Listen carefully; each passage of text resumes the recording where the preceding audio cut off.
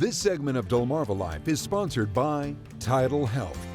Well, February is American Heart Month, a crucial time to focus on cardiovascular health, as heart disease is still the leading cause of death in the United States. So it would stand to reason that this field of medicine is constantly at the forefront of new initiatives to provide the highest quality of care, the quickest collection of results, and the easiest path to recovery post-surgery. So we would like to introduce the new Medical Director and Chief of Cardiothoracic Surgery with TidalHealth.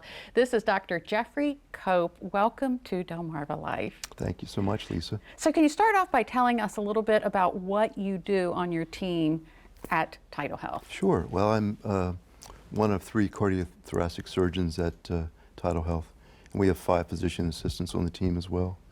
And we collectively do cardiac surgical procedures, the most common of which is called coronary artery bypass.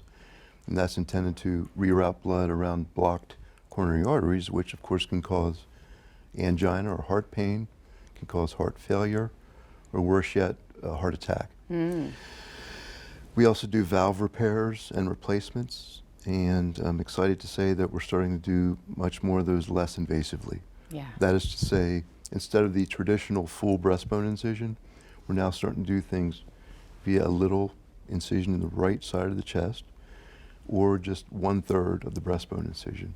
That's great. That's valuable because there's often less pain, less bleeding, shorter hospital stay, gets our patients back to work a lot faster. Right. We do aortic surgery. The thoracic aorta is the largest artery in the body, which comes out of the heart. There's people walking around with aneurysms that don't know it, and they can burst. And we, identify these early so we can monitor them and replace that if necessary before it causes them trouble. And then lastly, we've begun a new initiative to add to our armamentarium what's called mechanical cardiac assist devices. And one of those is called ECMO, which is a fancy acronym for extracorporeal membrane oxygenation. It's a blood pump for patients either in cardiogenic shock or actually in cardiac arrest. It's a blood pump that goes in through the groin artery and vein to circulate the blood to allow the heart and lungs to recover. Wow. And so we're augmenting that at TidalHealth right now. And the newest addition to our armamentarium I brought with me, it's as a prop. This is called the Impella 5.5 blood pump.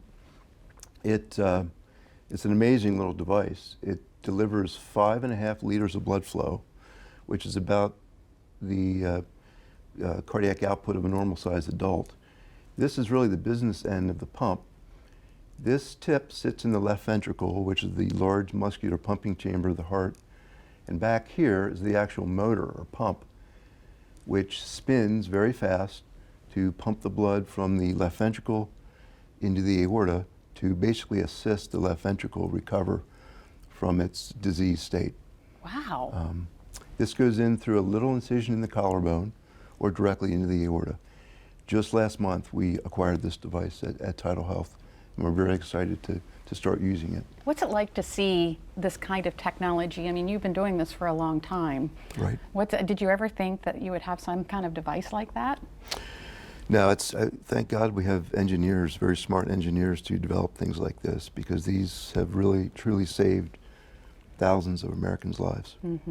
But of course, prevention is a big part of it, a huge part of course. cardiovascular health, and we talk about it all the time, especially in February.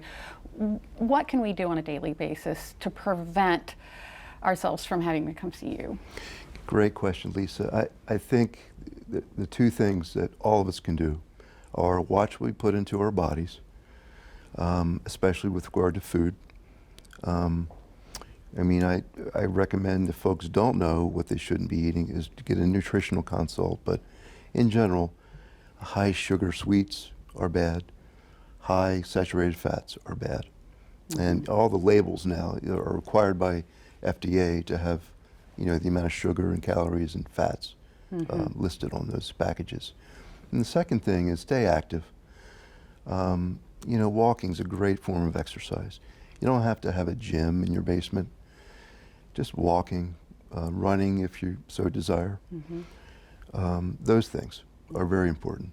Yeah, very important. It's never too late to start, is it? No, it isn't. No, it isn't.